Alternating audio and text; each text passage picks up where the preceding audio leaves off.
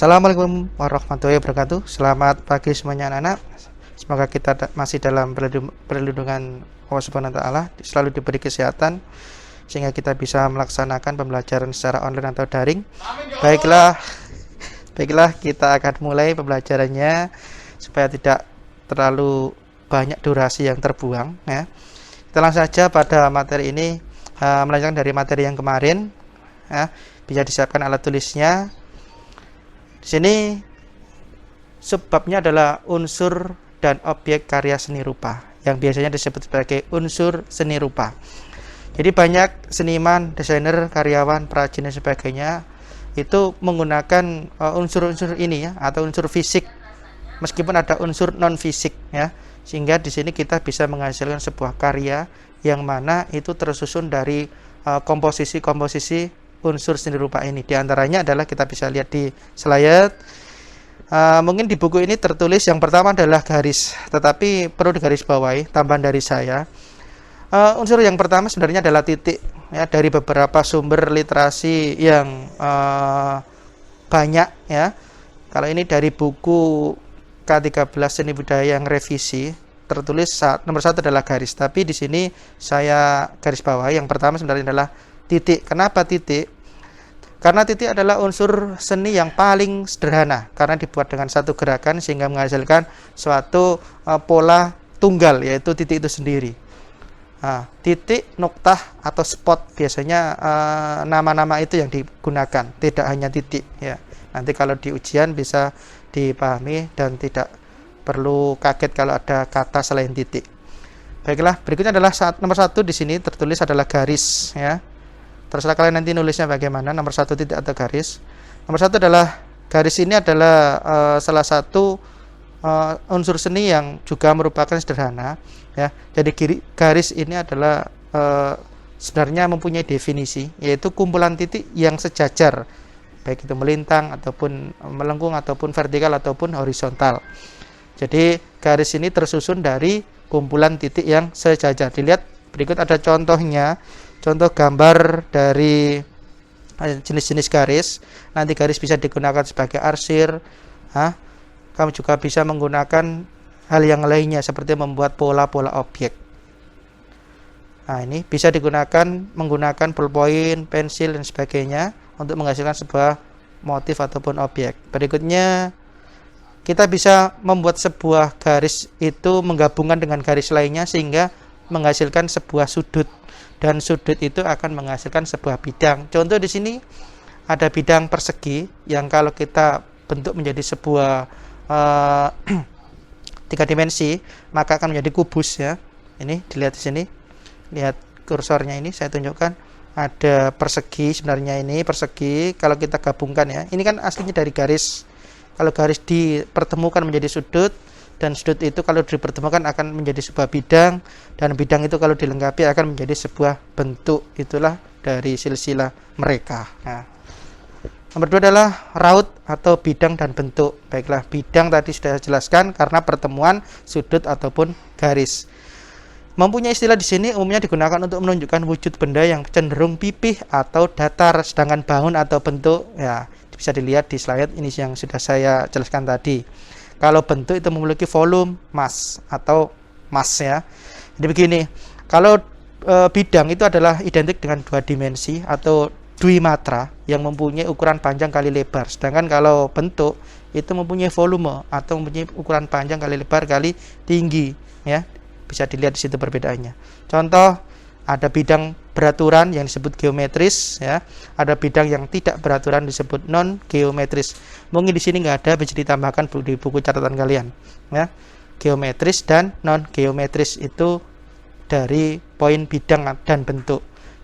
Geometris itu seperti halnya persegi, segitiga, lingkaran dan sebagainya. Kalau non geometris adalah bidang atau bentuk yang tidak beraturan seperti halnya batu, kerikil, asap dan beberapa objek alam yang lainnya. Biar waktunya tidak terlalu panjang, saya lanjutkan lagi. Berikutnya adalah ruang ya. Ruang dalam sebuah karya seni ini bisa 2 dimensi yang menunjukkan kesan dimensi dari objek yang terdapat pada karya seni rupa tersebut. Maksudnya apa? Ya, dalam slide ini ada contoh, ada gambar cat minyak pada kanvas atau lukisan ya. Di sini ada contohnya. Bisa diperhatikan pada karya 2 dimensi kesan ruang dapat dihadirkan dalam karya dengan pengolahan unsur-unsur kerupaan lainnya. Nah, ini bisa dilihat.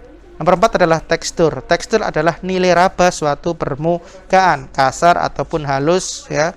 Jadi nanti tekstur dibagi menjadi 2. Mungkin di sini nggak ada, silakan dilengkapi saja di buku tulisnya, yaitu tekstur semu dan tekstur nyata. Ada tekstur semu dan nyata ya. Semu loh ya. Semu dan nyata. Kalau semu bagaimana? Semu adalah antara apa yang dilihat dengan diraba itu tidak sesuai. Contoh adalah sebuah gambar batu. Jika kita melihat itu seperti bergelombang, berkelok tajam, tapi kalau kita raba itu datar karena itu hanya berupa gambar. Sedangkan tekstur nyata itu adalah bisa kita lihat pada patung, relief dan sebagainya.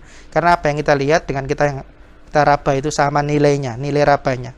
Nilai raba suatu permukaan. Di sini tertulis tekstur asli ya. Mungkin ada yang tidak asli, tapi biasanya dalam referensi lain tekstur dibagi menjadi 2, yaitu semu dan nyata. Kita lanjutkan lagi. Nah ini tekstur ya. Contoh teksturnya seperti ini. Nah ini tekstur kayu, tekstur bola. Ya, ada yang empuk, ada yang kasar ya.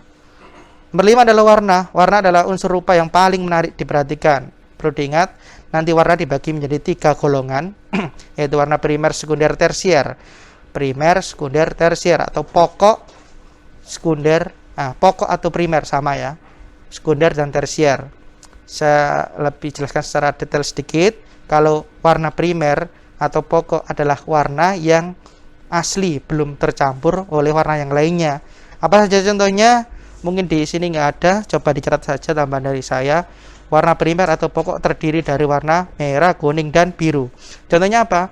Kenapa kok merah, kuning, biru? Karena 3 warna inilah yang akan menghasilkan berjuta-juta warna. Contoh halnya apa?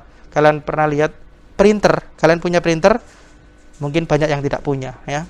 Saya juga nggak punya soalnya. Nah, printer itu terdiri dari warna merah, kuning, dan biru. Ditambah hitam ya. Kalau hitam kan tidak warna. Merah, kuning, biru itu kalau dicampurkan akan menjadi warna sekunder, yaitu warna kedua.